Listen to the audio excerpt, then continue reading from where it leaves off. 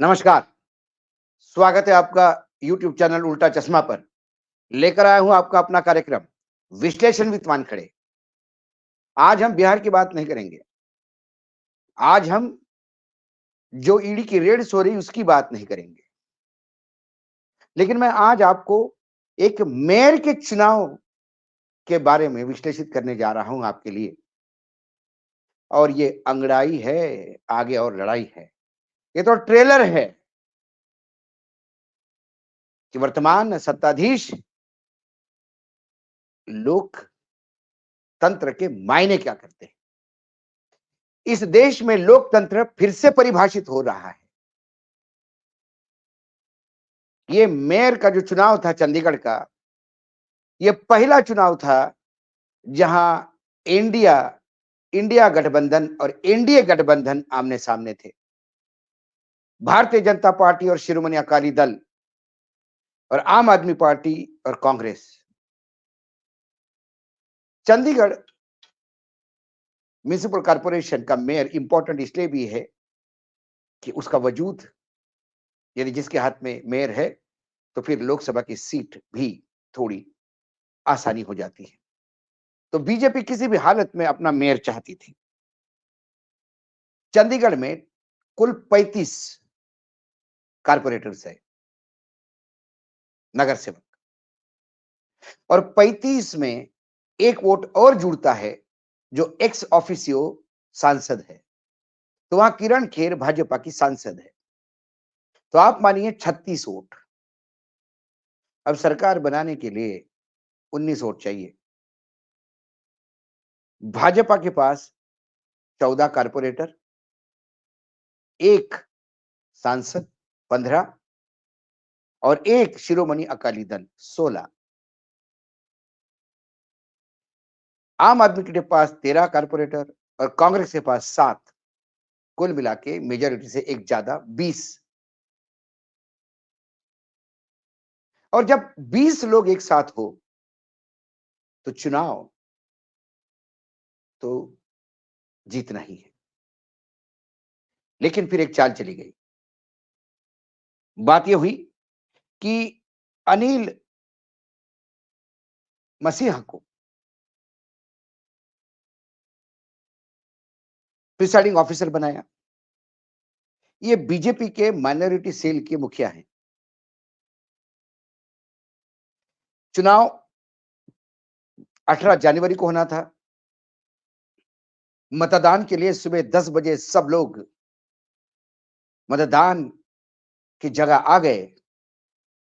लेकिन मैसेज आ गया कि अब चुनाव आज नहीं हो पाते, क्योंकि जो पीठासीन अधिकारी है अनिल जी, इनके पीठ में दर्द है, बेहतरीन बहुत जबरदस्त दर्द है। और फिर उन्होंने कहा कि अब हम आपको 6 फरवरी को अगला चुनाव करेंगे। मतलब चुनाव की अगली डेट उन्होंने 6 फरवरी को दी कि जब उन्हें लगा 6 फरवरी तक वो ठीक होके आएंगे। अब 18 से 6 ये बहुत समय है खरीद फरोख्त करने का। लेकिन आम आदमी party Punjab Haryana high court चली गई। हाई कोर्ट ने 6 फरवरी की जगह 30 जनवरी को वोटिंग करने के लिए कहा। अब 30 जनवरी को अनिल साहब ठीक हो गए, क्योंकि वो पीठ में दर्द था ही नहीं। वो ठीक हो गए और दर्द होता तो फिर दूसरे दिन करवाते, तीसरे दिन करवाते। हाईकोर्ट ने 30 तारीख दी, इसलिए 30 तारीख को वोटिंग के लिए आए। अब बहुत प्रयास किया कि पहली बार शायद कांग्रेस का भी कोई बिका नहीं तो जनरली कांग्रेस के लोग बहुत जल्दी बिक जाते हैं। और आम आदमी पार्टी का तो रिकॉर्ड है, उनका अभी तक कोई नहीं बिका, ना कारपोरेटर, ना सांसद, ना विधायक। खूब प्रयास किए, दिल्ली में भी खूब प्रयास हुए, 3-3 बार लोटस का ऑपरेशन कमल हुआ, लेकिन नहीं सक्सेस हो पाया। तो ऐसे में जब वोट डले तो कुल 36 वोट डले। 14 बीजेपी के, एक किरण खेर जी का जो सबसे पहले उन्होंने वोट किया, और शिरोमणि दल का एक। ऐसे 16 वोट बीजेपी के मेयर के फेवर में, यानी मनोज सोनकर के पक्ष में गए। और आम आदमी पार्टी के 13 और कांग्रेस के 7, ऐसे मिलके 20 वोट आम आदमी पार्टी का जो मेयर का उम्मीदवार किरण, माफ कीजिएगा, एक तीथा करके थे, उनको, कुलदीप तीथा, इनको 20 वोट पड़े। लेकिन मोदी है तो मुमकिन है, और मोदी की गारंटी है। इस योजना के तहत 8 वोट आम आदमी पार्टी और कांग्रेस में से रद्द किए गए, और ये 20 में से जब 8 चले गए तो 12 वोट मिले। तो कुलदीप तीता को 12 वोट, मनोज सोनकर को 16 वोट, टोटल वोटिंग हुआ 36, 8 इनवैलिड, 16 और 12 28 वोट वैलिड हुए। और उसमें सोनकर विजयी घोषित किए गए। मनोज सोनकर, म्युनिसिपल कॉर्पोरेशन के डिप्टी कमिश्नर विनय प्रताप सिंह वहां खड़े थे। एक कानून होता है कि जो इनवैलिड वोट है, वो वोट इनवैलिड कैसा है, ये पीठासीन अधिकारी को, जिसका वोट इनवैलिड है, उसको बताना होता है।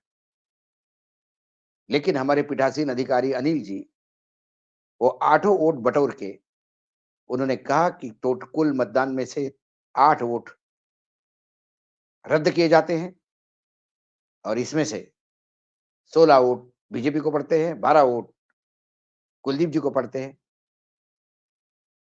और बीजेपी का सोनकर चंडीगढ़ का नया मेयर। ऐसा बोल के वो सभी 8 रिजेक्टेड वोट हाथ में लेके वो निकल लिए।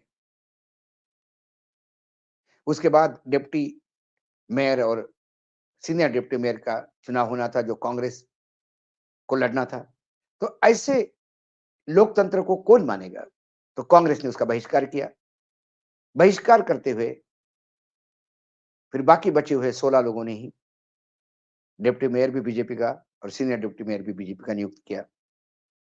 आम आदमी पार्टी तुरंत हाईकोर्ट गई। हाईकोर्ट ने कल लिस्टिंग के लिए ये प्रकरण बुलाया है। और आश्चर्य की बात, मामला अभी कोर्ट में है, लेकिन जेपी नड्डा से लेकर तमाम बीजेपी के बड़े नेता बधाई दे रहे हैं मेयर को, और कह रहे हैं कि ये है इंडिया और एनडीए की पहली लड़ाई की जीत। चंडीगढ़ ने बता दिया कि आने वाले समय इंडिया का क्या होगा। चंडीगढ़ ने बता दिया कि एनडीए इंडिया को कैसी शिकस्त देगी। जेपी नड्डा जी कहते हैं कि नरेंद्र मोदी के नेतृत्व में विश्वास रखते हुए, भाई 8 वोट इनवैलिड किए, नरेंद्र मोदी का नेतृत्व कहाँ आ गया यहाँ पे? और ये 8 ही वोट विपक्ष के ही होने चाहिए, ये भी जरूरी है। इससे ज्यादा धांधली हो नहीं सकती। अब समझ में आया है कि 2024 के चुनाव के पहले इलेक्शन कमीशन में अपना कब्जा क्यों करना चाहती है सत्ताधीश पार्टी।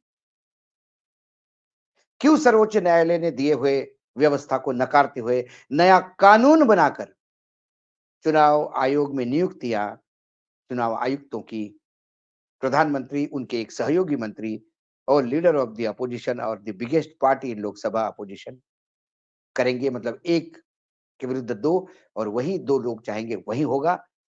क्यों इलेक्शन कमिश्नर आपका चाहिए, क्यों चुनाव आयोग पे अपने लोग चाहिए, ये तब साबित होता है, अब समझ में आ गया है कि 2024 का चुनाव कैसा लड़ा जाएगा।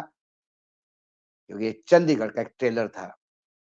पीठासीन अधिकारी आपका चाहिए तो चाहे उसके वोट रद्द कर सकता है और जितवा सकता है। यदि बीजेपी के 4 भी उम्मीदवार होता, 4 भी कारपोरेटर होते, तो भी बीजेपी का ही मेयर बनता, क्योंकि तब 36 में से 32 वोट रद्द होते। अब समझ में आ गया कि भारत इलेक्ट्रिकल्स लिमिटेड, जो संयुक्त केंद्रीय केंद्रीय कंपनी है, मतलब अपना संयुक्त पब्लिक एंटरप्राइज है। यहां पर क्यों इंडिपेंडेंट डायरेक्टर भाजपा के कार्यकर्ताओं को बिठाया गया है? क्योंकि वही ईवीएम बनाती है। भारत इलेक्ट्रॉनिक कंपनी ही ईवीएम बनाती है, वीवीपैट बनाती है, वो चिप भी कोड डिकोड करने वाली वही होता है खेल। तो उस कंपनी पे 3 इंडिपेंडेंट डायरेक्टर, 4 इंडिपेंडेंट डायरेक्टर जो बिठाए, वो बीजेपी के कार्यकर्ता है। और 1 साल से चुनाव आयोग के संज्ञान में ये बात लाई है, लेकिन चुनाव आयोग शांत बैठा है। बीजेपी के लोग ही मशीन भी बनाएंगे, ईवीएम मशीन और वीवीपैट। वही चुनाव करवाएंगे, उन्हीं अपने हिसाब से चुनाव होंगे और चुनाव आयुक्त हर जगह हाँ में हाँ मिलाता जाएगा। मुझे ताज्जुब नहीं कि कल चुनाव कोई जीते, लेकिन कलेक्टर सर्टिफिकेट किसी और को दे दे, क्योंकि उसने एक बार सर्टिफिकेट दिया कि आप सांसद हो गए, उसके बाद आप कोर्ट कचहरी का चक्कर काटते जाइएगा और इलेक्शन कमीशन उसको मान जाएगा। तो 2024 में भाजपा चुनाव क्यों ऐसा लड़ना चाहती है? क्योंकि फिर से मैं बता रहा हूं, 272 नहीं 230 के भी लाले पड़े हुए हैं। खींचतान के 230 तक बीजेपी आ रही है और भारतीय जनता पार्टी किसी भी हालत में सत्ता में आना चाहती है। तो 230 से लेके 400 तक का सफर ये ऐसा ही होगा जैसा चंडीगढ़ में हुआ। इसलिए मैंने कहा, बात मेयर के चुनाव की नहीं, बात नियत की है, बात आने वाले समय की आगाह करने की है। ये आपको सूचना दी जाती है कि लोकसभा के चुनाव ऐसे ही होंगे। लोकतंत्र बचाना है तो कहां तक बचाओगे? किसी के पार्टी के विरोध में आप मतदान करके ही बताओगे। आप भाजपा के खिलाफ मतदान करके ही लोकतंत्र बचाओगे। लेकिन जब आप मतदान करोगे तो मत फिर भाजपा में ही जाएगा और नहीं भी गया तो सर्टिफिकेट भाजपा के उम्मीदवार को मिलेगा। अब की बार 400 पार। आज इतना ही। कल फिर आता हूं किसी विषय के साथ। तब तक के लिए नमस्कार। देखते रहिएगा यूट्यूब चैनल उल्टा चश्मा।